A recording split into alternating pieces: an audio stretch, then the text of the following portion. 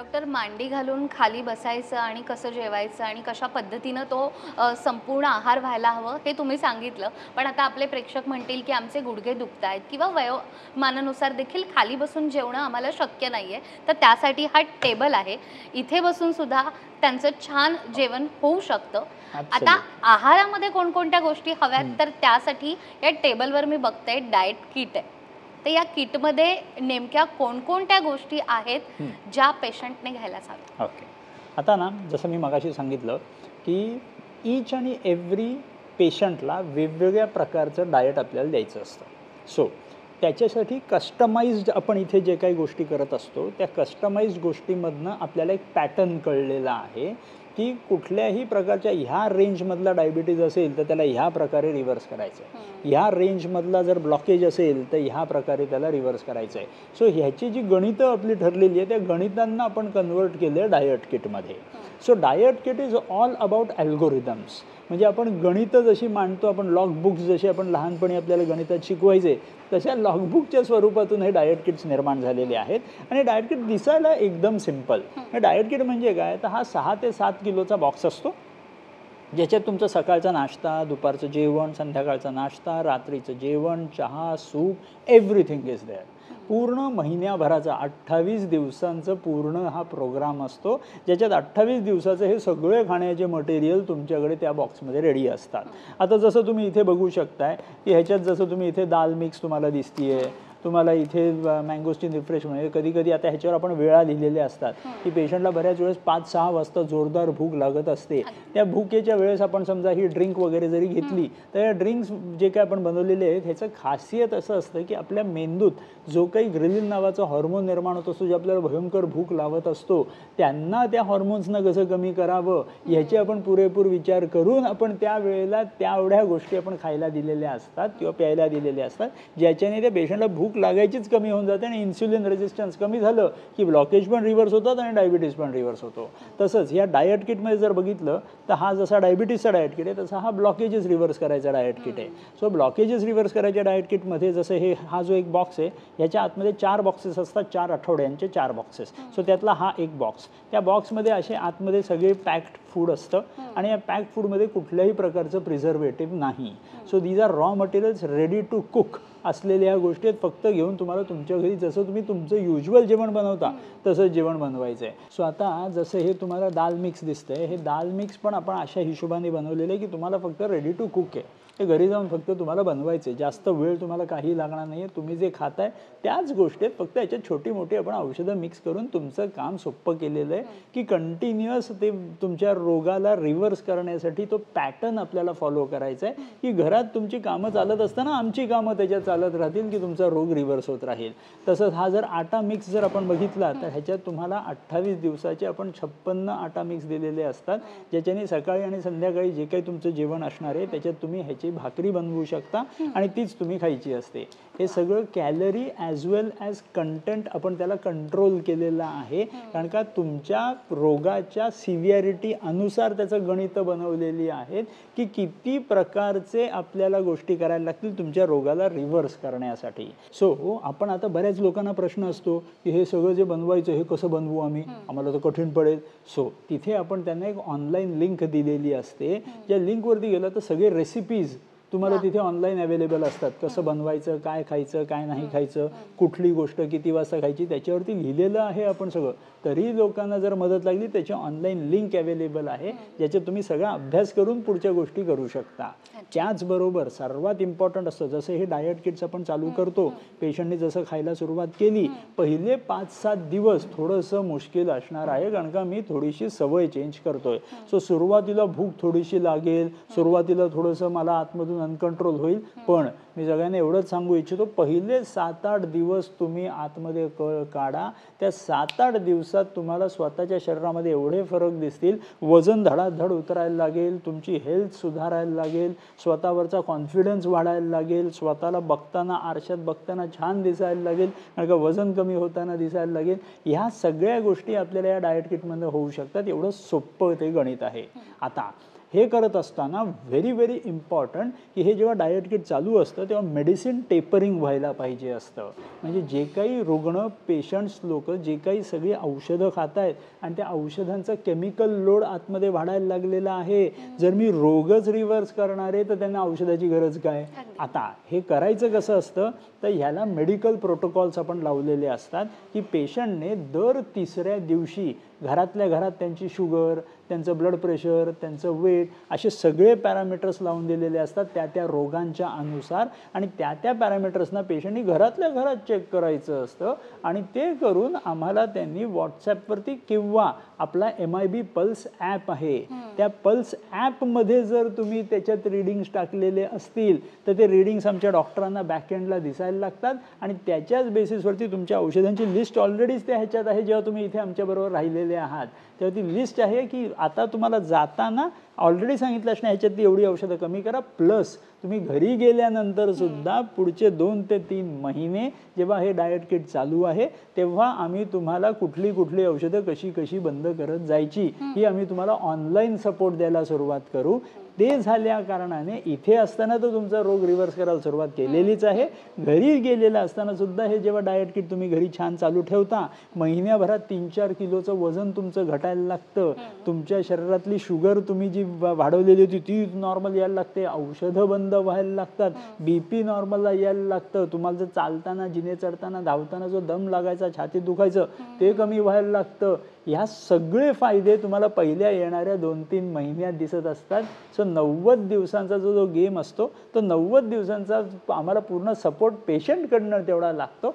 पेशंटने तेवढा सपोर्ट दिलेला असेल तर जिंकणं जास्त डिफिकल्ट नसतं. अगदी. आणि MIP पल्सच्या बाबतीत मला आणखीन एक गोष्ट माहिती आहे की काही वेळेला हा डाएट बॉक्स तर आम्ही घरी नेला, 7 दिवस आम्ही सगळं फॉलो पण केलं, हे याच पिठाची आम्ही भाकरी केली, चपाती केली, डाळ, सगळ्या गोष्टी आम्ही केल्या, पण कधी कधी मग आम्हाला कंटाळा येतो, आम्ही ते मिस करतो किंवा याच्यामध्ये काहीतरी स्वतःची रेसिपी करण्याचा प्रयत्न करतो. पण चीटिंगला तुम्ही इथे अजिबात जागा ठेवली नाहीये, कारण फोटो काढून तो आम्हाला डॉक्टरांना पाठवायचा आहे. तर हे का करावं असं वाटलं?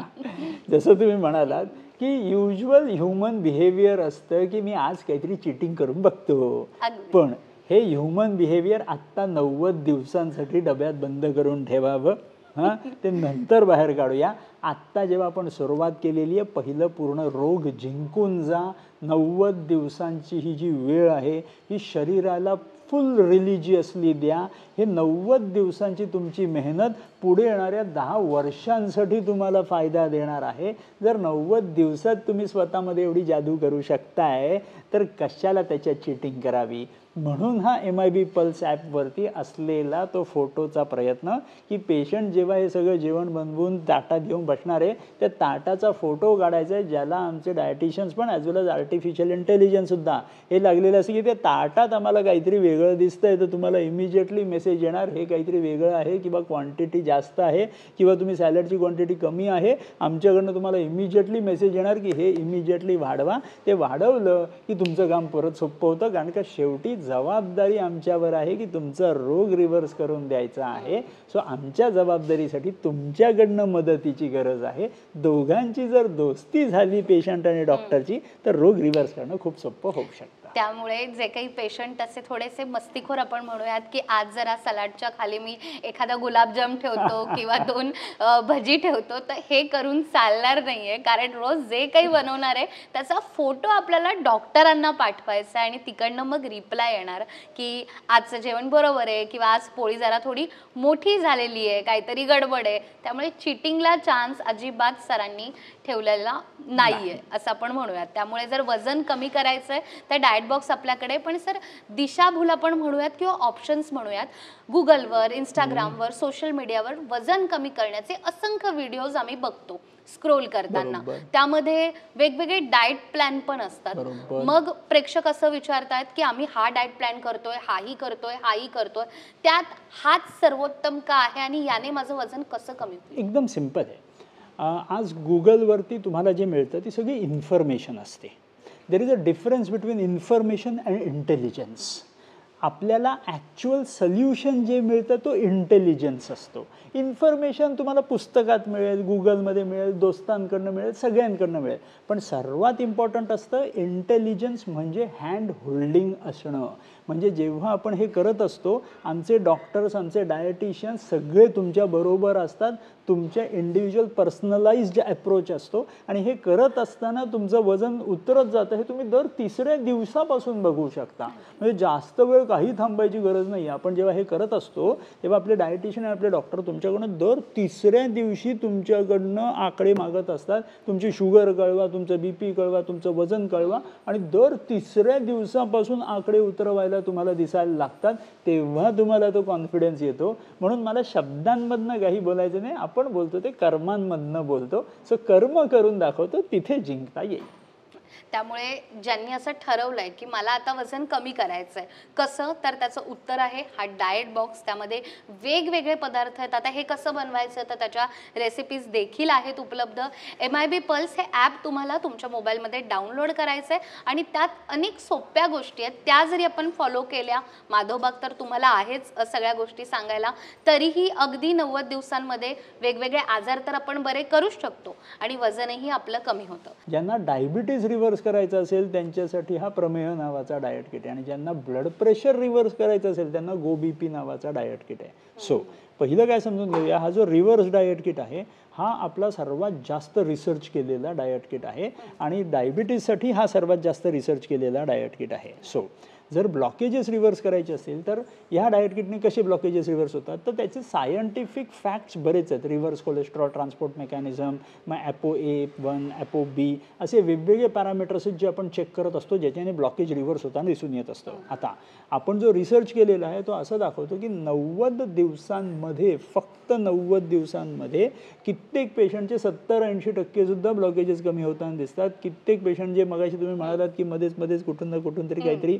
चोऱ्या करत आपण थापा मारायचा प्रयत्न करत असतो, त्यांच्यामध्ये सुद्धा 20 ते 30% प्रकारचे ब्लॉकेजेस 90 दिवसात कमी होत असतात.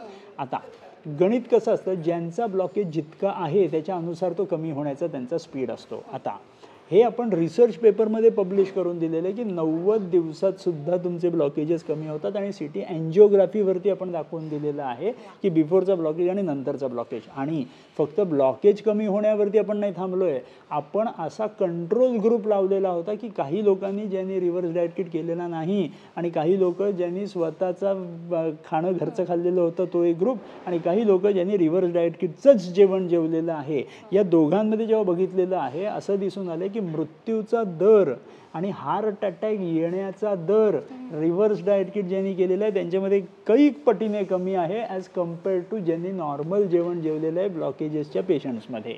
सो असे कित्येक रिसर्च आपण पब्लिश केलेले आहेत आणि या रिसर्चच्या माध्यमातून मी सगळ्यांना सांगू इच्छितो की फक्त जेवण तुमचं तुम्ही कंट्रोल केल्याने जर एवढ्या गोष्टी फायद्याच्या मिळू शकतात तर उगीच त्या जेवणाला उगीच खोट्या कलाटण्या मारून काही ना काहीतरी चुकीचं खाण्यात काही अर्थ नसतो.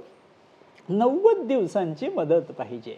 एवढ्या मोठ्या आयुष्यात 90 दिवसाची जरी फक्त मदत दिली तरी तुमचं काम सोपं करून देऊ शकत असतो. तर त्याच्यात कृपा करून कोणीही दांड्या मारू नये.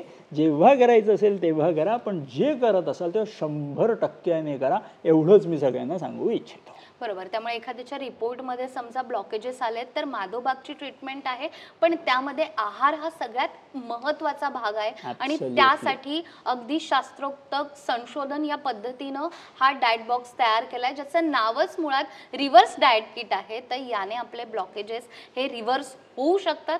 केवळ अनुभव घेऊन पाहायचं आहे आपल्याला आणि सरांनी सांगितल्याप्रमाणे 90 दिवस आपल्याला स्वतःला द्यायचे आहेत. त्यानंतर जी जादू होणार आहे ती आपण अनुभवू शकतो. सात्विक पद्धतीनं संपूर्ण स्वयंपाक बनवला जातो. इथे रुग्ण बसतात, त्यांचे नातेवाईक देखील इथे येऊन हा सगळा आहार घेऊ शकताय. हे सगळं शांतपणे खाल्ल्यानंतर ना कुठेतरी आता निवांत बसावं किंवा एखादी वामकुक्षी होऊन जायला पाहिजे. असं पेशंटला वाटणं साहजिक आहे. तर त्याच्यासाठी पण तुम्ही एक विशेष सोय केलेली आहे. काही कॉटेजेस आपल्याकडे आहेत, जिथे पेशंट आरामही करू शकतो किंवा निसर्गरम्य वातावरणात फिरू शकतो. तर आता मी असं समजते की आपल्या दोघांचं जेवण झालंय, आता थोडी आरामाची वेळ आहे. ते आराम नेमका कुठे करायचा हेही आपण आपल्या प्रेक्षकांना दाखवूयात या आपल्या माधवबागच्या स्पेशल टूरमध्ये. तर चला निघूया.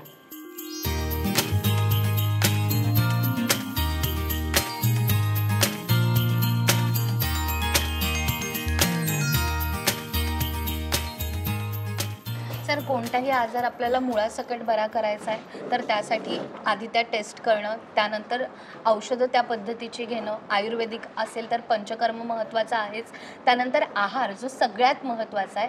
त्याच्याही पुढे जाऊन येते ती म्हणजे एक्सरसाइज, ज्याला आपण खूप कंटाळा करतो किंवा उद्यापासून करूयात असं म्हणतो किंवा आता मी जिम लावणार आहे, आता ती वेळ आलेली आहे की आता जिमशिवाय मला पर्याय नाही आहे, असं सगळं आपण ठरवतो, पण ते काही आपल्याकडून होत नाही.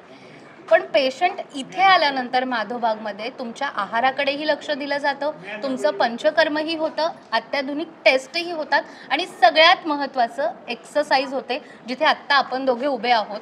तर इकडे जेव्हा पेशंट येतो आणि ज्यांना एक्सरसाइज करायचं आहे पण कुठेतरी कंटाळा करतात, ते इथे आल्यानंतर त्यांच्यासाठी एक्सरसाइज कशी सुरू होते? कुठल्याही ना म्हणजे रोगाला रिव्हर्स करण्यासाठी एक्सरसाइज सारखा दुसरा सुंदर पर्याय नाही. हां, हे सगळ्यांनी समजून घ्यायला हवं. आता कुठलीही एक्सरसाइज करायच्या अगोदर आणि कार्डियक पेशंटने ते एक्सरसाइज करायच्या अगोदर that should be under medical supervision. आता आपण काय करतो, जसं आत्ता तुम्ही इथे बघू शकाल, इथे तुम्ही आत्ता एक्सरसाइज प्रिस्क्रिप्शन आपलं बनत असतं. म्हणजे काय, आपले फिजिओथेरपिस्ट असतात, आपले डॉक्टर असतात, हे सगळे एकत्र येऊन ईच पेशंटच्या टार्गेटेड हार्ट रेट, म्हणजे त्यांचं वय किती आहे, त्या वयाच्या अनुसार हार्ट रेट किती जाऊ शकतो, याची सगळी गणितं ठरलेली आहेत, अल्गोरिदम्स ठरलेले आहेत आणि त्याच्या बेसिसवरती एक्सरसाइज प्रिस्क्रिप्शन ठरत असतं की ह्या पेशंटना किती चालायला द्यायचं आहे, किती सायकलिंग द्यायचं आहे, किती ट्रेडमिल द्यायचं आहे, किती वेट्स द्यायचे आहेत, या सगळ्याचं पहिलं गणित ठरलेलं असतं आणि त्या गणिताच्या अनुसार सगळं इम्प्लिमेंटेशन चालतं. जर ह्या एक्सरसाइज प्रिस्क्रिप्शनचा जर फॉर्मॅट आपण बघितला ना तर that is very very important. कारण का त्याच्यात सगळ्या गोष्टी ठराविक लिहिलेल्या असतात की इतक्याच बैठका व्हायला पाहिजेत, इतकंच वेळ ट्रेडमिलवर चाललं पाहिजे, इतक्याच स्पीडने चाललं पाहिजे, हार्ट रेट ह्याच्यावरती नाही जायला पाहिजे. सो ह्या गणितांना ठरलेलं असतं कारण का हृदयाचा रक्तपुरवठा त्याच्या हार्ट रेटशी संबंधित असतो. सो जर माझा हार्ट रेट लेवलच्या बाहेर गेला तर येणारा रक्तपुरवठा कमी पडू शकतो. सो त्या हार्ट रेटला मला पुश करत करत करत करत पुढे न्यायचं आहे, ज्याच्याने हृदयाकडे येणारा रक्तपुरवठा ग्रॅज्युअली वाढायला लागला की एका लेवलला असं होतं की मी भरपूर एक्सरसाइज केली तरी माझा हृदयाचा रक्तपुरवठा छान राहतो.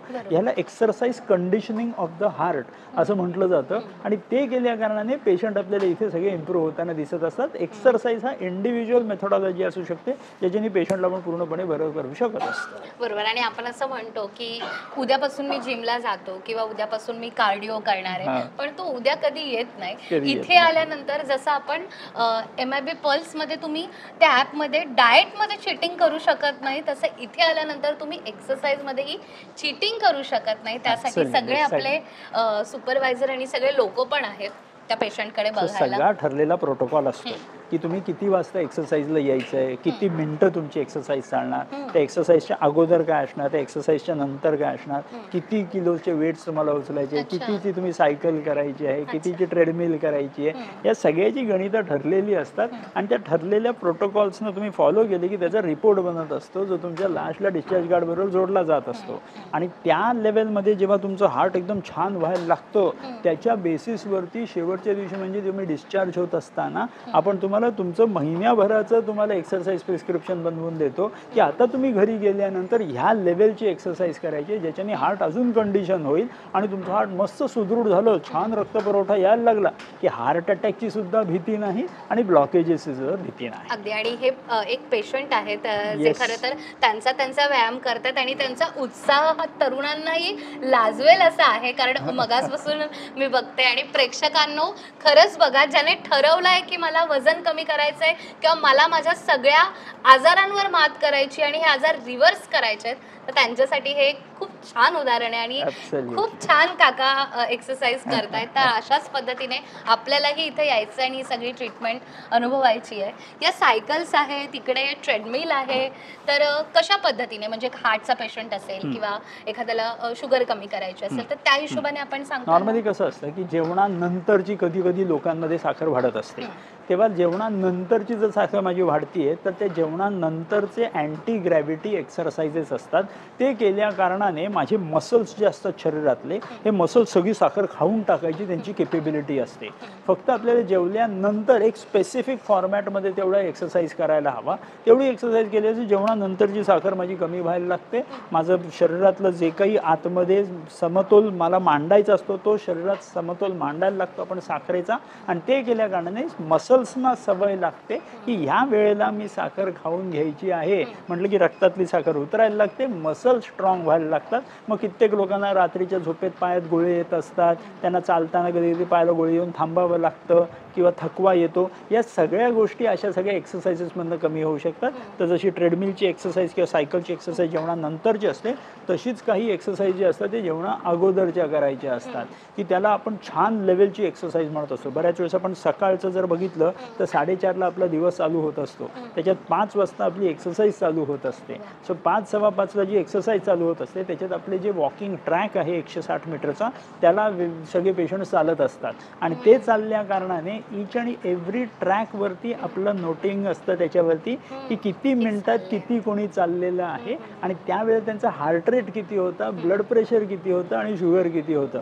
या सगळ्याचा तक्ता जोडला जात असतो. आणि तक्त्याच्या बेसिसवरती आपण ठरवत असतो की कार्डियाक फंक्शनिंग किती झालेलं आहे आणि त्या फंक्शनिंगमध्ये कार्डियाक कंडिशनिंग किती होतं आहे याची गणितं मांडली जातात. सो बऱ्याच वेळेस असं म्हटलं जातं की आयुर्वेदात कुठल्याही प्रकारचं काही त्याला सायन्स नाही, टेक्नॉलॉजी नाही असं म्हटलं जातं. मी तर उलटं म्हणेन की माधवबागमध्ये ईच आणि एव्हरी प्रोसेस जी आपण करतो त्याच्या मागे सायन्स आहे आणि त्याच्या मागे टेक्नॉलॉजी जोडलेली आहे. कारण का ईच पॉईंटला आपलं टार्गेट एकच असतं की पेशंटला बरं वाटलं पाहिजे. त्याच्या बेसिसवरती हे सगळे प्रोटोकॉल्स आपण निर्माण केले. बरोबर. आणि एखादी गोष्ट करत असताना आपण एक वाक्य नेहमी ऐकतो की दुसरं काही नकोय, फक्त पाठीवर हात ठेवा आणि फक्त लढ म्हणा. तर पेशंटच्या बाबतीत पण हेच आहे की तुम्ही आमच्या सोबत राहा, आमच्या पाठीवर हात ठेवा, बाकी आम्ही आमची ही आजाराची जी लढाई आहे ती लढायला सक्षम आहोत. आणि जसं मी मगाशीही म्हणाले की तुम्ही पेशंटची साथ सोडत नाही. आता ह्या काकांना बघून मला एक आणखीन गोष्ट पटकन आठवली की एखादा पेशंट आपल्याकडे आला, त्याची ट्रीटमेंट पूर्ण झाली, तो त्याच्या घरी त्याच्या रुटीनला लागला, त्यानंतर त्याची ही जी लढाई आहे डायबिटीस मुक्त होण्याची किंवा हार्ट डिसीज रिव्हर्स करण्याची, त्यासाठीही त्याचा सन्मान होतो, त्याचा सत्कार होतो, त्याला आपण मेडल देतो. तर ही कन्सेप्ट कुठून सुचली? काय होतं की ही जी आता मेहनत बघतोय आपण, हे सगळे पेशंट जे सगळी छान एक्सरसाइज करतात, जेवणावरती कंट्रोल ठेवतात, एक पेशंट ही जबरदस्त जास्त मेहनत करत असतो त्याच्या या रोगांना रिव्हर्स करण्यासाठी. आणि जेव्हा तो रोग रिव्हर्स होतो त्या पेशंटला इतकं आतमधून खुशी झालेली असते आणि त्या खुशीला सेलिब्रेट करण्याची गरज असते. बऱ्याच वेळेस ज्याने मेहनत केलेली आहे त्याला जर तेवढं आपण फेलिसिटेट केलं नाही, त्यांना आपण तेवढं त्याच्यासाठी छान म्हटलं नाही, मोटिवेट केलं नाही, एनकरेज केलं नाही, तर त्या पेशंटला वाईट वाटू शकत असतं. त्याची आपण काळजी करत असतो. कारण का, जेव्हा हा रोग रिव्हर्स होत असतो डॉक्टरचं काम 10% असतं, 90% काम पेशंटचं असतं. म्हणूनच आपण दर महिन्याला आपला एक इथे इव्हेंट असतो ज्याच्यात ज्या ज्या लोकांनी आपले रोग रिव्हर्स केले. रोग रिव्हर्स करण्याचा अर्थ काय, तर सगळे रिपोर्ट्स नॉर्मल आले, सगळ्या गोळ्या त्यांच्या जे घ्यायच्या त्या बंद झालेल्या आहेत, आता ते घ्यायची गरज लागत नाही, सगळे त्रास गायब झालेले आहेत, असे सगळे पेशंट ज्यांनी स्वतःचा रोग रिव्हर्स केलेला आहे, दर महिन्याला आपला इव्हेंट असतो जिथे आपण त्यांना गोल्ड मेडल देऊन आपण त्यांना फेलिसिटेट करत असतो की ज्या लोकांनी तुम्ही एवढी मेहनत करून हे रोग रिव्हर्स केलेले आहेत, तुमचं नक्कीच इकडे फेलिसिटेशन झालं पाहिजे, हे आपण समजून हा इव्हेंट आपण नेहमी करत असतो. सर मला असं वाटत नाही की कोणती आयुर्वेदिक अशी संस्था असेल की जी पेशंटला बरं केल्यानंतर त्यांचा सत्कार करते. मला वाटत नाही की भारतात अशी कोणती संस्था असेल. त्यामुळे आता ही पण एक स्पर्धा आहे की माधवबागमध्ये तर मला यायचं आहे, ट्रीटमेंट मला करायची आहे, पण मला गोल्ड मेडल पण मिळवायचं आहे. तर त्यासाठी सुद्धा पेशंट इथे नक्की येतील आणि हे गोल्ड मेडल जर तुम्हाला मिळवायचं असेल तर त्यासाठी तुम्हाला माधवबागमध्ये यायचं आहे, खोपोली या निवासी हॉस्पिटलमध्ये. इथे आल्यानंतर कशा पद्धतीनं आपण ॲडमिशन घ्यायचं आहे, कशी संपूर्ण ट्रीटमेंट फॉलो करायची, हे संपूर्ण तुम्ही आजच्या या एपिसोडमध्ये पाहणार आहात. सरांनी आपल्याला खूप छान पद्धतीनं माहिती दिलेली आहे. आता आपल्याला काय करायचं आहे, तर फक्त मनाशी ठरवायचं आहे की 90 दिवसात हा जो काही आजार आहे तो मी बरा करणार आणि त्यासाठी मदतीचा हात आहे माधवबागचा.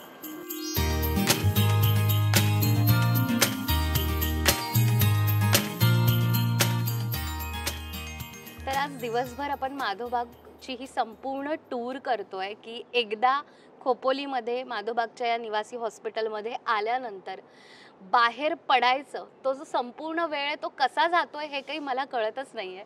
आणि सगळं सर मी पाहिलेलं आहे, म्हणजे पंचकर्म आपण कसे करतो किंवा आपला भोजन कक्ष कसा आहे, एक्सरसाइज कशी होते, आणि हे सगळं खरं तर खूप गमतीशीर आहे. वेळ कसा जातो हे कळत नाही आणि आपलं आरोग्यही छान राहतच आहे. पण समजा काही पेशंट हे थोडे क्रिटिकल आहेत किंवा त्यांना रोजच्या रोज ती ट्रीटमेंट देणं अत्यंत गरजेचं आहे आणि मग अपडाऊन करणं त्यांच्या वयानुसार देखील शक्य नाही आहे. तर मग त्या पेशंटला इथेच राहता यावं, पण अगदी आपण घरी राहतोय निवांत, तो कम्फर्ट झोनही त्यांना मिळावा, यासाठी असे सुंदर कॉटेजेस तुम्ही बांधलेले आहेत. तर ही कन्सेप्ट नेमकी कुठून आली? कसं होतं ना, सुरुवात जेव्हा केलेली होती आपण 2006 साली, तेव्हा आपण ही मातीची जी घरं दिसत आहेत ना, हे कॉटेजेस आपण तेव्हा बनवलेले होते. सो हे सगळे जे रॉयल कॉटेजेस आहेत ना, हे घरं मातीची आहेत, वरती कौलं आहेत आणि फुल इको फ्रेंडली नेचरमध्ये आपण ते निर्माण केलेलं आहे. की आजूबाजूला तुम्ही जर सगळं बघितलं तर पूर्ण झाडांनी पूर्ण ते वेकलेलं आहे. त्याच्या आतमध्ये बिलकुल गरम होत नाही, आतमध्ये छान थंड वाटतं. हे सगळं प्लॅन करताना तसं केलेलं आहे की जेवढं आपण हृदयाला छान स्ट्रेस फ्री वातावरण देता येईल आणि छान ऑक्सिजन आपल्याला मिळता येईल त्याची सोय आपण करून ठेवलेली आहे. सो हे आपले मड कॉटेजेस आहेत आणि हे सुरुवात करताना 9 कॉटेजेसने आपण सुरुवात केलेली. मग जसं जसं पेशंट बरे होत गेले, डिमांड वाढायला लागली, मग आता आपण टोटल 53 आपण टोटल कॉटेजेस आपण केलेले आहेत. आतमध्ये जर बघितलं तर सगळं मॉडर्नाइज्ड अप्रोच आहे, बाहेर बघितलं तर तो एन्शियंट अप्रोच आहे. सो टोटल ह्याचा आपण मिक्स करायचा प्रयत्न केलाय. जसं आपला माधवबागचा सुद्धा कन्सेप्ट आहे की ayurvedic treatment combined with our modern science, ह्याचाच जो आपण कन्सेप्ट केलाय तोच आपल्या या कॉटेजेसमध्ये आपण केलेला आहे. सो ही जी 9 कॉटेजेस तेव्हाच्या वेळेला बांधलेली होती, ती 9 कॉटेजेस आपण हळूहळू अजून रिडेव्हलप करून करून आता 53 पर्यंत पोहोचलेलो आहोत. So gradually things are improving आणि ह्या सगळ्याच्या मागचं सायन्स जर आपण नीट बघितलं तर युजली बॉडी टेम्परेचरचा आपल्या हृदयावरती बराच संबंध असतो. माझ्या ईच आणि एव्हरी रक्तवाहिन्या त्यांची जी इलास्टिसिटी असते त्याचा खूप संबंध माझ्या हृदयाच्या हेल्थशी असतो. सो या सगळ्याचा फॅक्टर आपण एक्सरसाइज वगैरे वगैरे सगळ्यांचं एकत्र आणलं तर या घराचा त्याच्यात खूप इम्पॉर्टंट रोल असतो. सो मेनी अ टाइम्स बऱ्याच वेळेस पेशंट जेव्हा म्हणतात की अरे मला इथे स्ट्रेस फ्री वाटायला लागतं, तिथेच मला अर्ध बरं झालेलं आहे, सो त्याचा सुद्धा रोल आहे. ॲज वेल ॲज हे जे आपण कॉटेजेस बनवून पेशंटला आतमध्ये इको फ्रेंडली वातावरणात ठेवतो त्याचा सुद्धा खूप इम्पॉर्टंट रोल असतो. कारण का हृदयरोग आहे ना, हा खूप कॉम्प्लेक्स डिसऑर्डर आहे, तो असं छोटासा नाही. जसं तुम्ही म्हणाल की बरेचसे वेगवेगळ्या कॅटेगरीजचे पेशंट्स आपल्याकडे येतात की हाय डिसीज कधी कधी खूप जास्त आहे, कधी कधी प्रिव्हेन्शनच्या लेवलला येतात. कित्येक लोक आजकाल जे येतात 30-35च्या एजला सुद्धा आपल्याकडे येतात and they come for prevention, that is also very good. While कित्येक लोक अशी असतात की 50, 60, 70ला असतात ज्यांना डिसीज खूप हाय रेंजला आहे, अशी पण लोक येतात. या सगळ्या रेंजमध्ये आपल्याला पेशंटला त्या सगळ्या वातावरणात ठेवून, जसं तुम्ही म्हणालात कुठेही आपल्याला जर क्रिटिकल पेशंट असेल त्यांना सोय करायची वेगळी आपण सोय करतो, ॲज वेल ॲज जे चांगल्या स्टेजेसमध्ये असतील त्यांना आपण असे कॉटेजेस आपण देऊन आपण त्यांचा प्लॅन करत असतो. बरोबर. आणि या कॉटेजेसमध्ये एखादं कॉटेज बुक केल्यानंतर पेशंट तर इथे आलाय ट्रीटमेंटसाठी, पण त्याच्यासोबत त्याचा नातेवाईक किंवा फॅमिली मेंबर्स जे कोणी असतील तेही इथे राहू शकतात. त्यामुळे ट्रीटमेंटही झाली आणि छान सहलही झाली. आणि आपण आपला तो रूलच आहे की जेव्हा कधी पेशंट येतो, नुसतं पेशंट एकटा नाही राहत, तर पेशंटची जी काही एक कोणतरी स्पाऊस असतो, एक पार्टनर असतो, तो त्या पेशंट बरोबर ह्या कॉटेजेसमध्ये राहत असतो. सो जेव्हा असतं तेव्हा ते त्यांना आपण दोघांनाही ठेवत असतो, कारण का शेवटी it is all related to stress. माझ्या बरोबरची माझा पार्टनर जर माझ्या बरोबर आहे ह्याच्यापेक्षा सुख काहीच मोठं नसतं.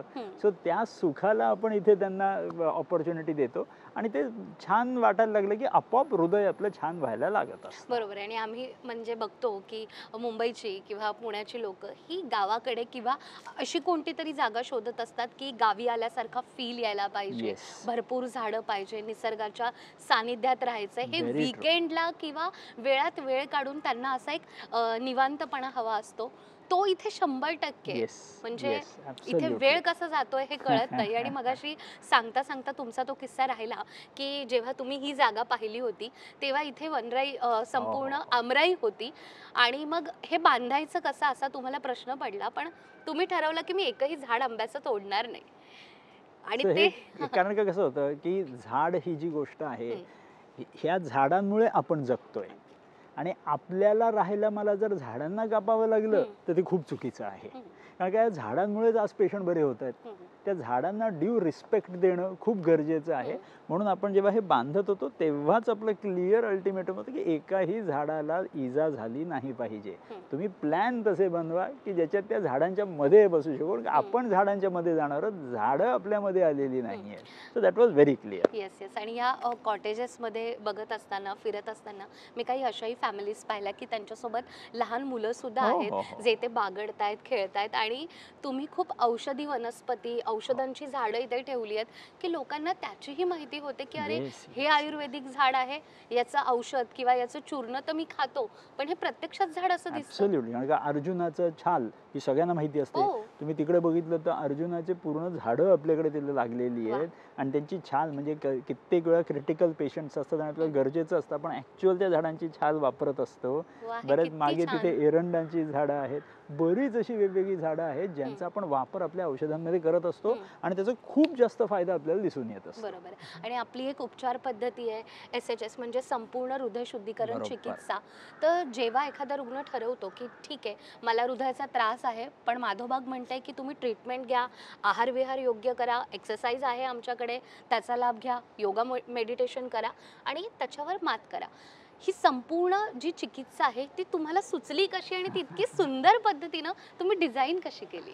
नाही कसं होतं की सुरुवात जेव्हा झालेली होती संपूर्ण हृदय शुद्धीकरण चिकित्सा पद्धती आपण कॉपीराईट केलेली होती आणि ती कॉपीराईट केलेली असताना त्याच्यातलं ताकद हळूहळू रिसर्च जसा आपला पुढे व्हायला लागला त्या रिसर्चमध्ये आपल्याला दिसायला लागलं की ही पूर्ण थेरपी सो पॉवरफुल.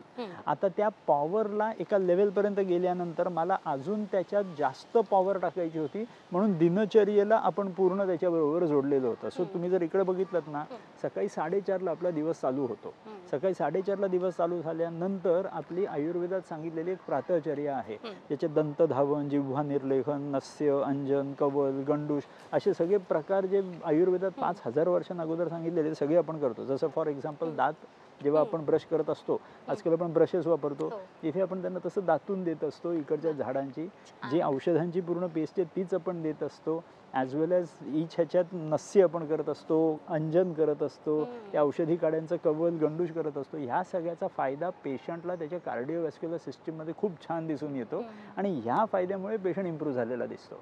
सो ह्या सगळ्या गोष्टींना जेव्हा आपण क्लब करत जातो त्याच्यात आपली पंचकर्माची थेरपी तर आहेच आहे, व्यायाम आहे, आहार आहे, पूर्ण सकाळची प्रातःचर्या आहे, संध्याकाळचे गेट टुगेदरचे ॲक्टिव्हिटीज आहेत. ह्या सगळ्या गोष्टी एकमेकाबरोबर रोपण केल्या कारणाने पेशंटला जो बेनिफिट आपल्याला देता येतो तो खूप जास्त असतो. सो बऱ्याच वेळेस हा प्रश्न विचारला जातो की आपण हे सगळं जे जोडलं हे कसं झालं, तर हळूहळू हळूहळू इट हॅज गॉट फॉर्म. मागच्या 20 वर्षात ग्रॅज्युअली गोष्टी निर्माण होत गेलेल्या आहेत आणि आता अशा लेवलला पोहोचलो की पेशंट जेव्हा येतो तेव्हा आपण सांगू शकतो की तुमचे ब्लॉकेजेस आहेत ना इतक्या महिन्यांमध्ये इतके ब्लॉकेजेस तुम्हाला कमी करून देतो. हे आपण खूप कॉन्फिडेंटली सांगू शकतो. म्हणून I am very happy about it. Okay. या संपूर्ण टूरमध्ये नेमकं या निवासी हॉस्पिटलमध्ये कोणकोणत्या गोष्टी आहेत हे तुम्ही मला सांगितलं. आत्ताच तुम्ही उल्लेख केला तो म्हणजे दिनचर्या दिनचर्येचा. समजा की एखादा पेशंट इथे येतोय 7 दिवसांची आपली संपूर्ण चिकित्सा घेण्यासाठी, तर त्याची दिनचर्या कुठून सुरू होते? आणि तिथे मी एक सुंदर मंदिर पाहिलेलं आहे येस. आणि मला वाटत नाही की जिथे आयुर्वेदिक उपचार केले जातात तिथे या उपचारांबद्दल भरपूर बोललं जातं, पण यांची सुरुवात जिथून झालेली आहे बरोबर. त्या 5 तत्वांपासून येस. झालेली आहे. ते तत्व इकडे आहेत, येस. ते मंदिर इथे आहे, तर तेही मला पाहायचंय. नक्की चला चल. दाखवतोच. नक्की. आता आपण जे जातोय आपण आता जातोय आपल्या पंचमहाभूत टेम्पलला. अच्छा. हां, बऱ्याच वेळेस ना लोकांना जेव्हा आपण टेम्पल म्हणतो तेव्हा त्याच्यात देव वगैरे वगैरे ह्या गोष्टी असतात. पण आपल्याकडे माधवबागमध्ये येणारी लोक ही ख्रिश्चन पण असतात, मुसलमान पण असतात, हिंदू पण असतात, शीख पण असतात, दुबईमधली पण पेशंट असतात, लंडनमधले पेशंट असतात. सो सगळ्या धर्माचे पेशंट आपल्याकडे येत असतात. म्हणून एका देवावर कोणाला तरी विश्वास असतो नसतो हा प्रश्न असतो. म्हणून सगळ्यांना विश्वास असतो ह्या शरीरावरती. अगदी. आणि शरीर आपलं जे बनलेलं असतं हे पंचमहाभूताने बनलेलं असतं. सो त्याच पंचमहाभूताचा कन्सेप्ट आता मी तुम्हाला आपल्या ह्या पंचमहाभूत टेम्पलमध्ये मी दाखवणार चला. आहे. आणि मी माझ्या आयुष्यात पहिल्यांदा पंचमहाभूत हे मंदिर बघणार आहे, त्यामुळे माझ्यासाठी सुद्धा हे खूप काहीतरी येस नवीन आहे. येस. तर सर हे मंदिर असावं इकडे, म्हणजे ट्रीटमेंटचा पार्ट तर झाला, पण मंदिर असावं तेही पंचमहाभूत, ही कन्सेप्ट किंवा हा विचारच कसा सुचला तुम्हाला? काय होतं ना लोकांचा नेहमी विश्वास देव म्हणून या कन्सेप्टवरती असतो. मग तो कुठल्याही धर्माचा असो. ईच माणूस कुठल्या ना कुठल्या तरी गोष्टीवरती विश्वास ठेवत असतो देव म्हणून. आता त्याचा विश्वास ही सर्वात इम्पॉर्टंट गोष्ट असते कुठल्याही प्रॉब्लेममधनं बाहेर पडण्यासाठी. सो तो विश्वास संपादन करायचा आहे स्वतःमध्ये. जर स्वतःवर माणसाने विश्वास ठेवायला सुरुवात केली ना तो कुठलाही प्रॉब्लेम हँडल करू शकतो. सो ती गोष्ट म्हणजे माझं शरीर जे बनलेलं आहे ते पंचमहाभूताने बनलेलं आहे. पृथ्वी, आप, तेज, वायू, आकाश हे सगळे 5 महाभूत जी आहेत आपलं शरीर त्याच्याने बनलेलं आहे. जर मी ह्याच पंचमहाभूतांना मी नमन केलं आणि त्यांनाच सांगितलं की मला बरं करायची जबाबदारी आता तुझी आहे, तर ते पंचमहाभूत पूर्ण प्रयत्न करतात या शरीराला परत रेक्टिफाय करायला. कारण का आपण प्रॉमिस करतो की मी जे चुका केलेल्या होत्या लाईफस्टाईलमध्ये ते परत करणार नाही आहे, आजपासून मी सुंदर करायला सुरुवात करतोय आणि ह्याच्या पुढे सुद्धा चुका करणार नाही आहे. सो ते पंचमहाभूत तुम्हाला मदत करायला तत्पर असतात की तुम्ही फक्त त्यांच्याकडे मदत मागा, ते मदत करायला नक्कीच धावून येतील. So let's have a look.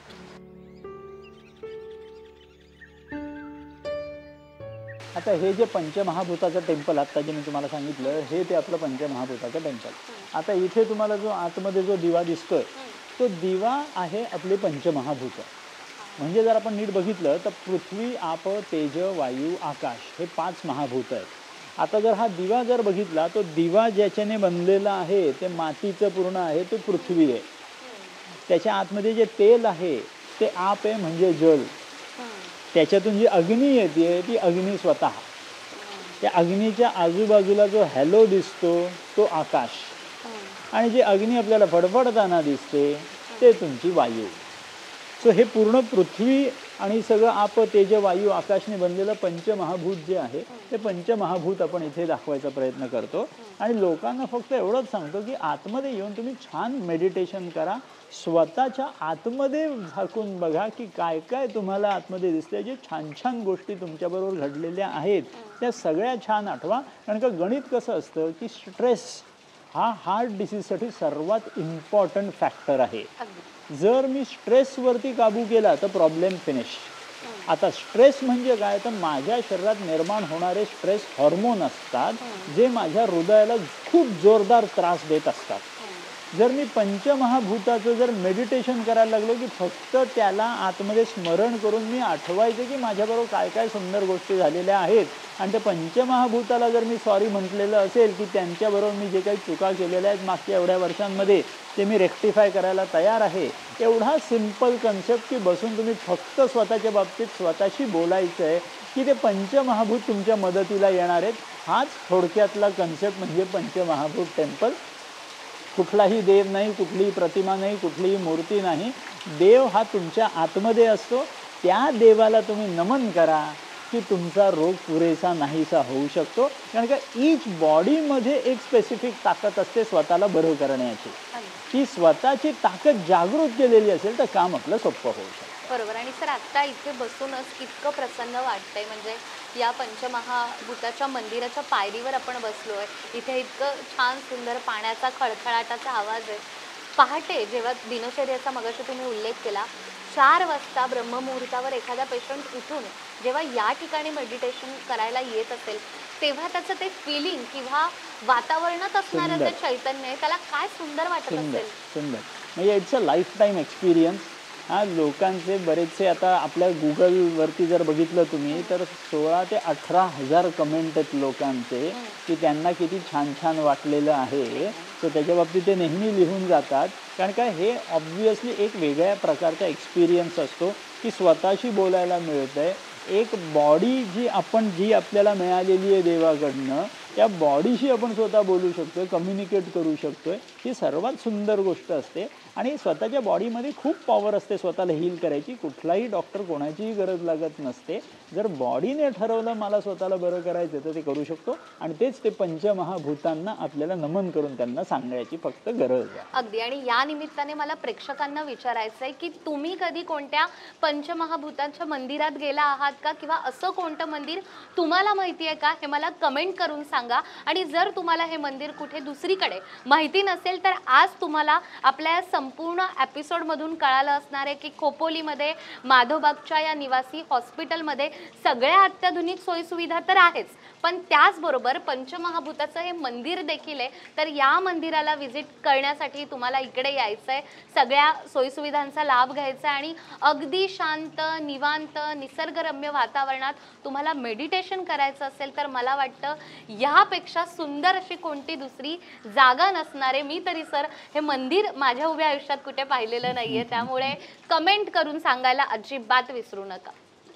तर सर मंदिर पाहिलंय छान Yes. असं आपलं म्हणूयात शांत प्रसन्न असं मला इथे वाटतंय. आता हे मंदिर झाल्यानंतर आपलं रोज सकाळी साधारण 11:30 ते 12च्या दरम्यान आपला दररोज इथे एक हवन असतो. आता मी तो तुम्हाला दाखवतो. हवनही होतो इकडे. चला तर हवन पाहूया. आता हा जो हवन आहे, या हवनाचं सुद्धा ना खूप मोठा कन्सेप्ट आहे. हां, याच्या ना 2 वेगवेगळे कन्सेप्ट आहेत. एक आहे मायथॉलॉजिकल कन्सेप्ट आणि एक आहे सायंटिफिक कन्सेप्ट. मायथॉलॉजिकल कन्सेप्ट म्हणजे काय, की हे जे आपण पंचमहाभूताच्या टेम्पलमध्ये आहोत, हे पंचमहाभूत म्हणजे अग्निमहाभूत. एक अग्नीच महाभूत असं आहे जे युजुअली वरच्या दिशेला जात असतं. बाकी कुठलीही महाभूतं जर बघितली तर ती आयदर स्टेबल असतात नाही तर खालच्या दिशेला जात असतात. सो गणित असं म्हटलं जातं, हवनाला नेहमी अग्नीचा वापर केला जातो, दुसऱ्या कुठल्याच महाभूतांचा केला जात नाही. कारण का, तुमचे जे काही विचार आहेत, जे काही तुम्हाला तुमची मागणी आहे ती त्या अग्नीला अर्पण करा. तुमच्या मनात तो थॉट आणा, त्या अग्नीला ते अर्पण करून टाका, की अग्नी ते वरती घेऊन जाणारे. जेव्हा तुमची विश तुम्हाला ग्रँट होईल त्यावेळेला ते तुम्हाला गोष्टी मिळतील. सो त्या अग्नीला जोपर्यंत तुम्ही प्रदक्षिणा करून तुमचे सगळे विश तुम्ही त्याच्यात टाकत नाही तोपर्यंत ती विश पूर्ण ग्रँट होणार नाही. हे एक मायथॉलॉजिकल कन्सेप्ट हवन करण्याच्या बाबतीतलं. दुसरा मायथॉलॉजिकल कन्सेप्ट जर बघितला तर या हवनाच्या या पूर्ण जो काही धूर निघत असतो हा डिसइन्फेक्टंट असतो.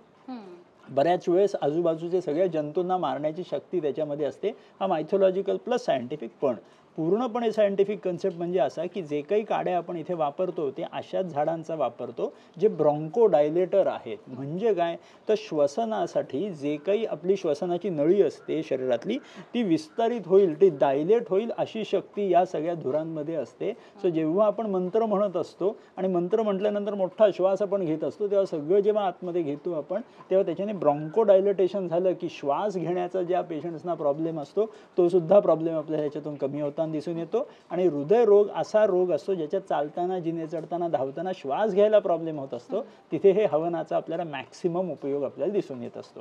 सो रोज सकाळी 11:30-12 वाजता आपल्या सगळ्या पेशंट्सना हवन आपण इथे करायचं असतं. आणि ते कुठल्याही धर्माचे असो, त्यांनी त्यांचं जे काही मनातलं देवाचं त्यांचं असेल ते त्या अग्नीला अर्पण करू शकतात. ह्याला कुठल्याही देवाचा टिंज नाही. तुमचा देव जो तुमच्यासाठी इम्पॉर्टंट आहे त्याचं नमन करून तुम्ही त्याला स्वतःची विश द्या, की तो नक्की तुम्हाला बरं करेल. आणि पंचमहाभूत टेम्पलमध्ये पंचमहाभूत छान राहण्याचं जर आपण विश मागितली तर तो नक्की तुमच्या शरीराला छान ठणठणीत बनवू शकतो. बरोबर आहे. आयुर्वेदाची खरं तर हीच ताकद आहे, की आयुर्वेदाने अगदी 5,000 वर्षांपूर्वी आपल्याला ज्या ज्या गोष्टी सांगितल्या त्या आजही आपण अत्याधुनिक जगात आलोय, पण त्या गोष्टी आपण फॉलो करतो आणि त्याचे रिझल्ट्स हे आपल्या बरोबर. सगळ्यांना माहीतच आहे. आणि हा होम करताना आजूबाजूला इथे सगळे पेशंट असतात, त्यांचे नातेवाईक असतात. या होमासाठी सुद्धा खास लाकूड वापरलं जातं, असं मगाशी तुम्ही आम्हाला बोलता बोलता सांगितलं. तर सगळ्याच इथे होणाऱ्या गोष्टींना एक सायन्स आहे, एक अर्थ आहे आणि त्यामुळेच मला वाटतं की पेशंट येताना ज्या अवस्थेत असतो, तो जाताना त्याच्या चेहऱ्यावरचा आनंद हा अगदी द्विगुणित झालेला असतो. त्याचं कारण मला वाटतं की एक आपलं मंदिर आहे, सगळ्या सोयीसुविधा आहेत आणि हे आहे ज्याला आपण नाकारूच शकत नाही, ॲब्सोल्युटली. असं हे सत्य आहे. Very true, very true. कारण का तुम्ही जे म्हणालात ते ॲब्सोल्युटली खरं.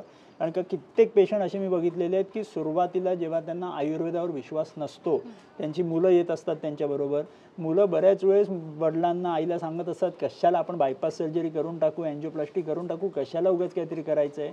पहिल्या दिवशी जेव्हा त्या मुलांचं म्हणणं हे असतं, 6व्या-7व्या दिवशी जेव्हा मुलांपेक्षा फास्ट त्यांचे आई-वडील इकडे धावायला लागतात, कुठलाही त्रास न होता, तेव्हा ती मुलं चकित होऊन स्वतः म्हणतात, की खरं-खरं आयुर्वेदामध्ये पॉवर आहे आणि हृदयरोग बरा करायला ॲलोपॅथीपेक्षा आयुर्वेद हे स्ट्राँग आहे. हे स्वतः त्यांची मुलं म्हणायला लागतात 6व्या-7व्या दिवशी.